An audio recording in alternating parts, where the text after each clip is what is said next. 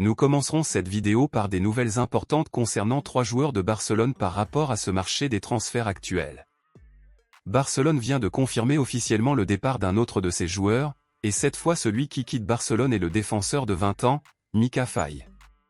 Faye vient d'être acheté par Rennes de France et les détails de cette négociation sont les suivants. Le défenseur Micah Faye a été vendu pour un montant fixe de 12 millions d'euros qui deviendra immédiatement fair play pour Barcelone.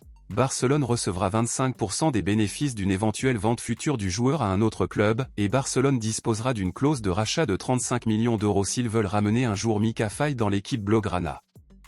En plus de Micah Faye, 2 autres défenseurs seraient également sur le point de dire au revoir à Barcelone à ce moment-là, et ce sont Eric Garcia et Andreas Christensen. Il a été confirmé aujourd'hui qu'il est très probable qu'un seul des deux restera à Barcelone cette saison en raison du grand nombre de joueurs dans l'effectif du club actuellement dans la position où ils occupent. Cependant, on ne sait toujours pas lequel partira et lequel restera. Entre Eric Garcia et Andreas Christensen, qui préféreriez-vous rester à Barcelone cette saison?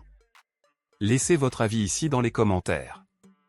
Passons maintenant à l'actualité principale, bombe exclusive de dernière minute. En ce moment, la signature d'un nouvel attaquant de gauche est l'un des principaux problèmes entourant Barcelone et le président du club catalan, Joan Laporta, a confirmé une excellente nouvelle à ce sujet qui a même divisé de nombreux avis parmi les fans des culés.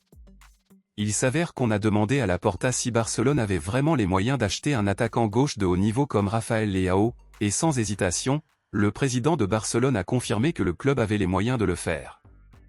La confirmation pour le moment est que Barcelone a déjà un plan financier qui prévoit la vente de certains joueurs et l'achat d'un attaquant gauche de haut niveau, mais beaucoup de gens disent en ce moment qu'il est impossible pour Barcelone de pouvoir recruter Rafael Leao à cause de son marché de grande valeur. Mais si le président de Barcelone lui-même a dit que c'était possible, c'est peut-être parce que c'est réellement le cas.